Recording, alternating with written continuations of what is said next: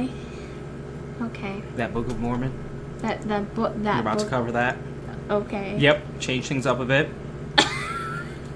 Get some energy in here. Woo! Oh, Jesus fucking Christ!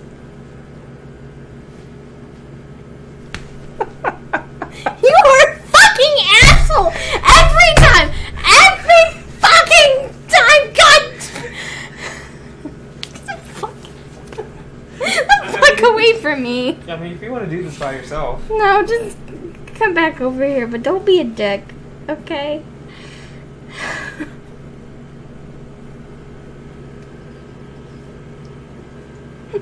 I'm very uncomfortable. Please don't ear rape me. That was gross. And then I'm gonna get like 5,000 comments about how you ear raped me and it's horrible and wrong. Probably. And then they're gonna be like, how dare you make fun of ear rape? It's a real thing. Probably. Okay. Anyway. We are in first book of Nephi, chapter 16. What is this? Is that 16 now? No, this is that 19, isn't it? Yeah. That 19.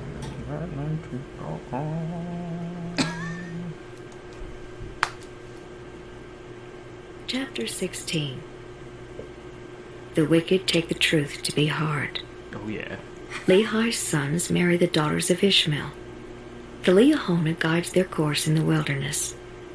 Messages from the Lord are written on the Leahona from time to time. Ishmael We'll explain dies. what that is.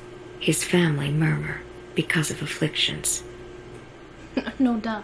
And now it came to pass that after I, Nephi, had made an end of speaking to my brethren, behold, they said unto me, Thou hast declared unto us hard things, more than we are able to bear. And it came to pass that I said unto them that I knew that I had spoken hard things against the wicked, according to the truth. And the righteous have I justified, and testified that they should be lifted up at the last day. Wherefore the guilty taketh the truth to be hard, for it cutteth them to the very center. And now, my brethren, if ye were righteous, and were willing to hearken to the truth, and give heed unto it, that ye might walk uprightly before God, then ye would not murmur because of the truth, and say, Thou speakest hard things against us. And it came to pass that I, Nephi, did exhort my brethren with all diligence to keep the commandments of the Lord. And it came to pass that they did humble themselves before the Lord. So the first whole minute and 21 seconds of this is just sex innuendos.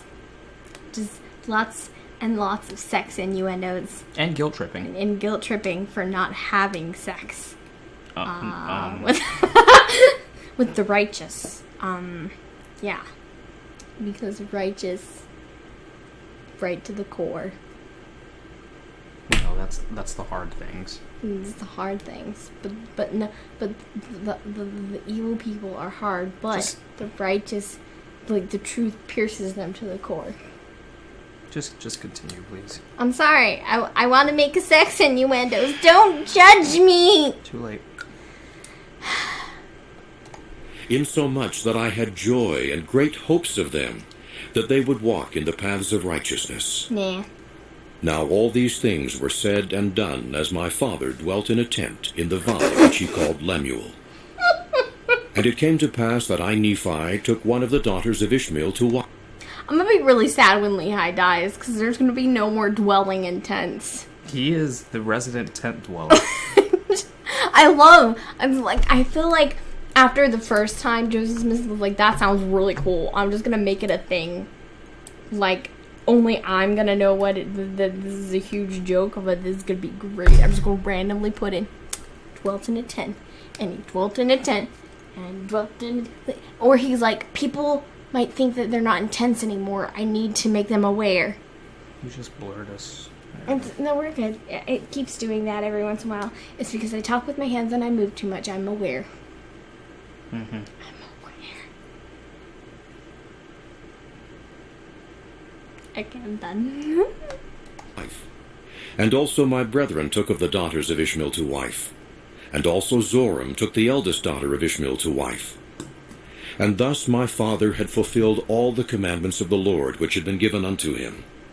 And also I, Nephi, had been blessed of the Lord exceedingly.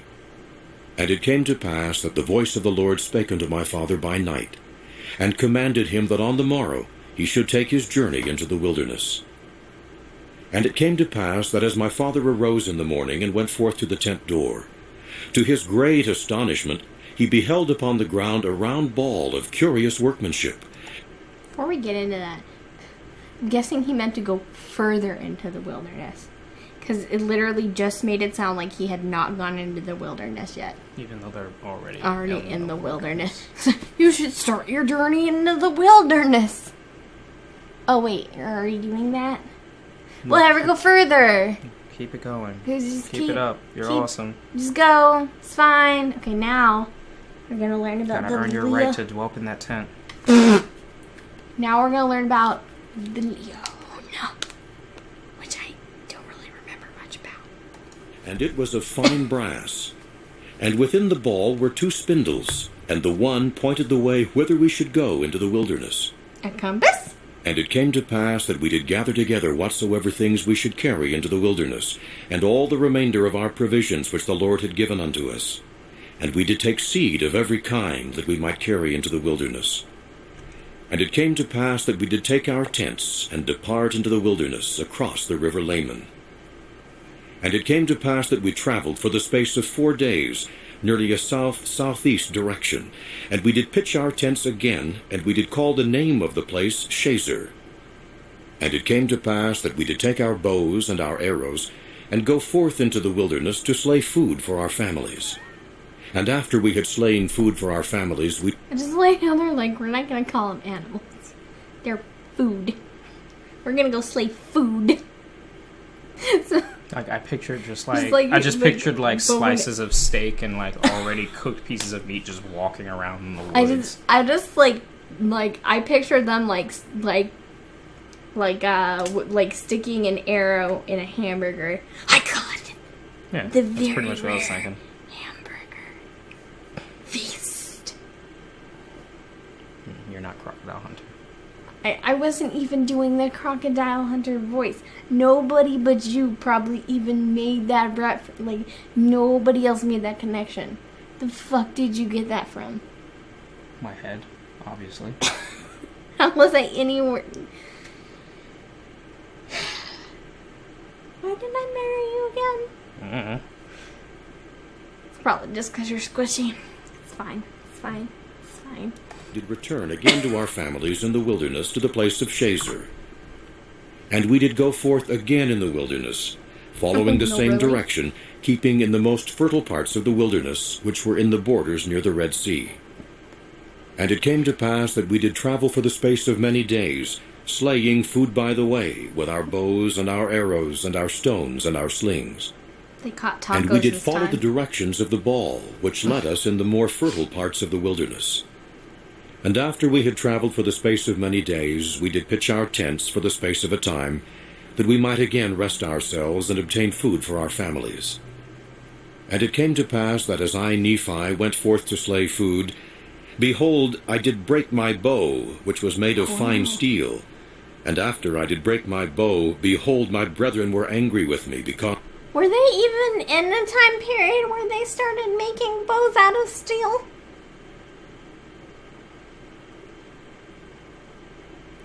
I don't know. I'm gonna look up what time period bows of steel were like the oldest known bow made out of steel was. I'm gonna have to look. That's a really good question, because bows were made out of wood and fashioned out of wood for a really long time. All right, let's Google this. When was the first bow made out of steel? No, steel is 2 E's, right? Yes. Wrong steel.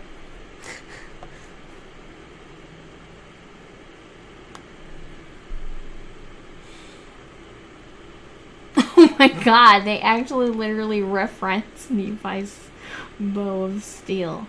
Wow.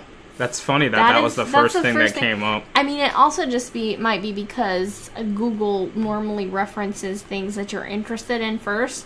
And since we're always listening to the Book of Mormon.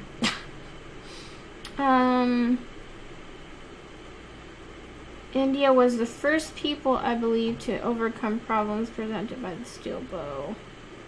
That's problems with the steel bow, but... Smith was an idiot. Steel bows would not work. Okay, the first attempts to make steel bow wasn't until the late Middle Ages. And apparently steel bows didn't work back then either. Yeah. This is nowhere near the Middle Ages, so... Yeah. Yeah. Okay, so we're already making shit up. Got it. Oh wait, we already started that a while ago? Whatever. Because of the loss of my bow, for we did obtain no food. And it came to pass that we did return without food to our families, and being much fatigued... So apparently Nephi is the only one who knows I was going to say, hunt. he's carrying the team, apparently, because once his bow broke, then, the slings and the rocks just were completely ineffective at that point. Or, you don't think he could, borrow one of his brother's bows, Yeah, because apparently they had multiple bows, so... Whatever. Because of their journeying, they did suffer much for the want of food. And it came to pass that Laman and Lemuel and the sons of Ishmael did begin to murmur exceedingly because of their sufferings and afflictions in the wilderness. And also my father began to murmur against the Lord his God. So when the head guy is kind of smart and is like, this is some dumb shit, it's time to give up. But no, Nephi's like, no, guys, I got it. I got it. Well, I mean, of course, that's how the story is supposed to turn out, because against all odds and if they just doubts, went home Nephi... now, then the Book of Mormon would be over. So, I'm gonna assume Nephi did some shit. We'll see. Yea, and they were all exceedingly sorrowful, even that they did murmur against the Lord. Oh no, really? You just said that. Now it came to pass that I, Nephi, having been afflicted with my brethren because of the loss of my bow, and their bows having lost their springs, it began to be exceedingly difficult, yea, insomuch that we could obtain no food. And it came to pass that I, Nephi, did speak much unto my brethren, because they had hardened their hearts again, even unto complaining against the Lord their God. I would too! And it came to pass that I, Nephi, did make out of wood a bow, and out of a straight stick an arrow. Wherefore I did arm myself with a bow and an arrow, with a sling and with stones. And I said unto my father, Whither shall I go to obtain food? And it came to pass that he did inquire of the Lord, for they had humbled themselves because of my words. For I did say many things unto them in the energy of my soul. And it came to pass that the voice of the Lord came unto my father, and he was truly chastened because of his murmuring against the Lord, insomuch that he was brought down into the depths of sorrow. And it came to pass that the voice of the Lord said unto him, Look upon the ball, and behold the things which are written. And it's like they're like, dude, you use the ball for everything else. Why the fuck do I need to tell you to do this? How many times, Peter Griffin? I mean, Lehi, do I need to tell you how to do shit? It's like, Nephi, why did you even can you not track things? What the hell's wrong with you? I feel like this progression is just weird because... It is. It's like, we're just gonna tell you we're gonna use a whole chapter to tell you how they used a ball to go places, and then they used a ball to kill stuff. Well, for me, it's weird that Lehi began to doubt, but I guess it's probably just a... I think he's starving and hungry, so... Well, yeah, but it's also just like this plot, I guess this plot device to show that show a path of forgiveness and then being able to humble and feel sorry for yourself. And I guess they just had to, I guess they felt it'd be appropriate to use a prominent figure rather than Laman and Lemuel, and where you more or less expect them to do that. Yeah. So It came to pass that when my father beheld the things which were written upon the ball, he did fear and tremble exceedingly, and also my brethren, and the sons of Ishmael, and our wives. And it came to pass that I, Nephi, beheld the pointers which were in the ball. It's funny because it just says that Lehi read it. So I'm assuming he read it out loud, though, because everybody's apparently freaked out. Yeah. That they did work according to the faith and diligence and heed which we did give unto them. And there was also written upon them a new writing, which was plain to be read, which did give us... So basically, if you don't believe, fuck you, you could be going in the wrong direction. And they just now realize this, by the way. They had the thing the whole time. And all of a sudden they realize, hey, guess what? We have to believe in this thing for it to work. Yeah. It runs on belief. Runs on faith energy. So it's God now? It's a God device, I guess. It's a God device, okay. understanding concerning the ways of the Lord. And it was written and changed from time to time, according to the faith and diligence which we gave unto it. And thus we see that by small means the Lord can bring about great things. And it came... You mean he can fuck you over really badly? Really quickly. But not take any of the blame, because he'll, oh, you didn't believe hard enough. This is probably where Mormon's whole thing about, like, oh, that blessing didn't work because you didn't believe hard enough comes from. Probably. Just like this story. You're still crippled because you didn't believe hard enough.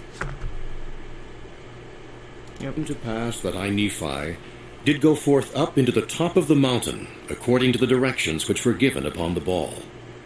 And it came to pass that I did slay wild beasts, insomuch that I did obtain food for our families. And it came to pass that I did... Like, I slayed a ton. It was enough for the family. Literally what it sounded like to me. It kind of did sound like he just went on like this murderous rampage, and he was like, this will be just enough. This is just enough. We're really ravenously hungry. Lift up this massive pack of beasts and just like sling it on his back and just keep it moving. Well, he is a massive dude.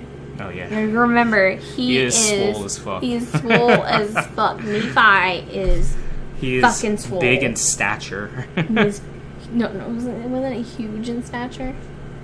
I'll look it up. That. I'll look it up. Tall, but he's like... large in stature. Large in stature. That's what it was. Stature. He's swole. Yeah. Also, he's like, what? I think he's around 14 or so in this anyways. Something like so that. it's like, we're gonna trust the 14-year-old to get all of our food.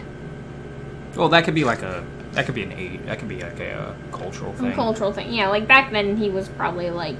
Considered to be of age. Considered be, you know, like... Teenagers were probably more closer to adults at that age than like our teenagers are now. Especially considering there's like marriages going on and stuff like that too. Yeah, because women were traditionally married around the age of 13, so yeah. Returned to our tents, bearing the beasts which I had slain. And now, when they beheld that I had obtained food, how great was their joy! And it came to pass that they did humble themselves before the Lord, and did give thanks unto him. Okay. And it came to pass that we did again take our journey, traveling nearly the same course as in the beginning. And after we had traveled for the space of many days, we... To me, this is just like this is like the really bad version of Lord of the Rings. Yeah. Instead of a ring guiding the way, which, I mean, is an evil ring, but it's still, you know... It's still a device that's being, yeah. So, being used to get to Mordor. Instead, we have a ball.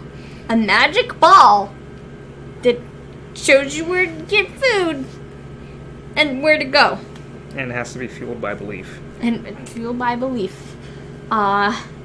Yeah. And there's lots of traveling, so all I picture now is just the Lord of the Rings music happening while you just get this overdrop of them just walking through the wilderness. And then it's really funny if we make the whole Family Guy connection like we did that one episode. So it's just that. Oh God. With the Lord of the Rings music and. Okay, I'ma calm down. I'ma calm down now. Did pitch our tents again, that we might tarry for the space of a time. And it came to pass that Ishmael died, and was buried in the place which was called Nahum. That was sudden. It's like, and then we. By the way, Ishmael died. Yeah. Just died. Just straight dead. He didn't get sick or anything. Just died. There was no progression. Well, no we'll see progression. Because, like I said, he likes to explain stuff like after the fact. 'Cause it's like, oh, he's dead, and then like as the plot needs it, Ishmael did or said this before he died. So we'll see what And it happens. came to pass that the daughters of Ishmael did mourn exceedingly because of the loss of their father, and because of their afflictions in the wilderness. And they did murmur against my father, because he had brought them out of the land of Jerusalem, saying, You killed my Our dad. father is dead. Yea, and we have wandered much in the wilderness, and we have suffered much affliction, hunger, thirst, and fatigue. And after all these sufferings we must perish in the wilderness with hunger. And thus they did murmur against my father, and also against me, and they were desirous to return again to Jerusalem. And Laman said unto Lemuel, and also unto the sons of Ishmael, Behold, let us slay our father, and also our brother Nephi, That was a who bit has taken excessive. it upon him to be our ruler and our teacher, who are his elder brethren. They could have just been like, let's tie them the fuck up. Well, I mean, they've Leave. Or they could just leave. What, is Nephi going to be able to stop all of them? At most, probably just going to force his wife to stay.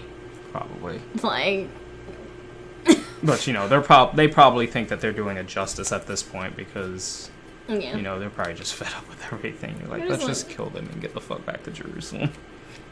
Now he says that the Lord has talked with him, and also that angels have ministered unto him. But behold, we know that he lies unto us.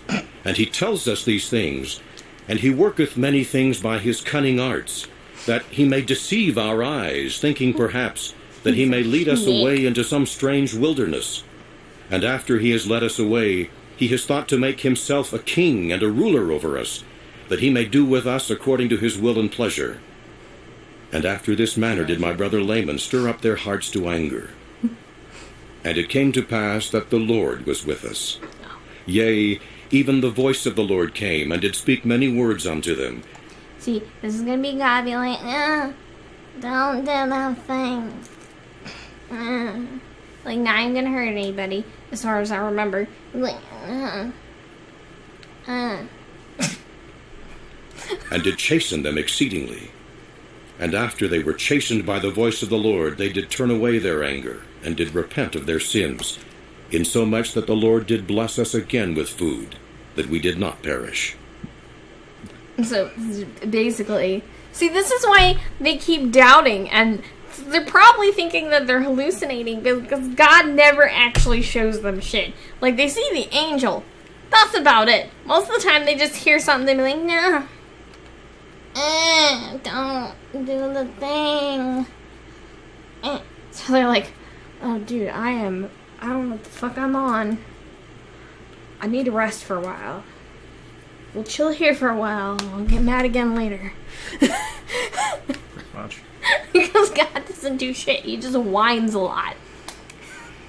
He just whines a lot. He's like, oh, guys. Alright, let's see how long 17 is.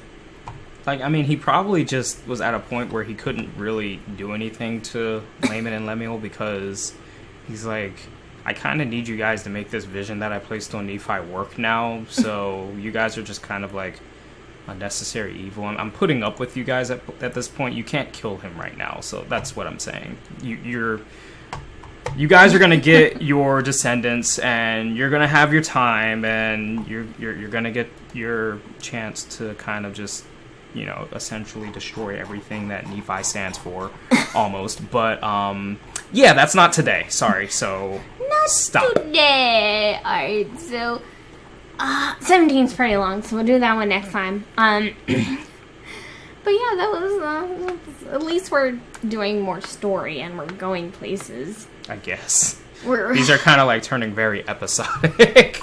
Like, it just annoys me when we have 5 chapters about just how evil a church is. It was funny, though, because with each chapter, it got progressively more hateful. Oh, yes.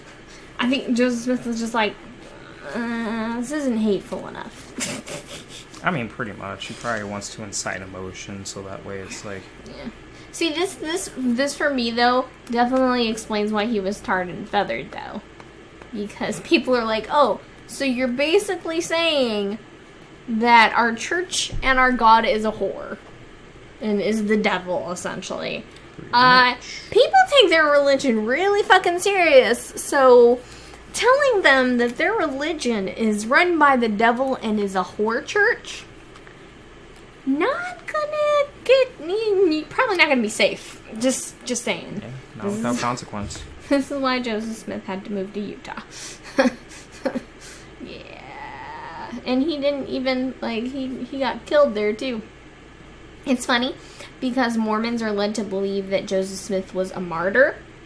We're told that when he went to Carthage jail, which was where he died, that he literally spent that whole time teaching the family, because back then, since it was, they were just setting up colonies and stuff, jails were normally small houses, and there was usually a family already living in it, and they ran the jail.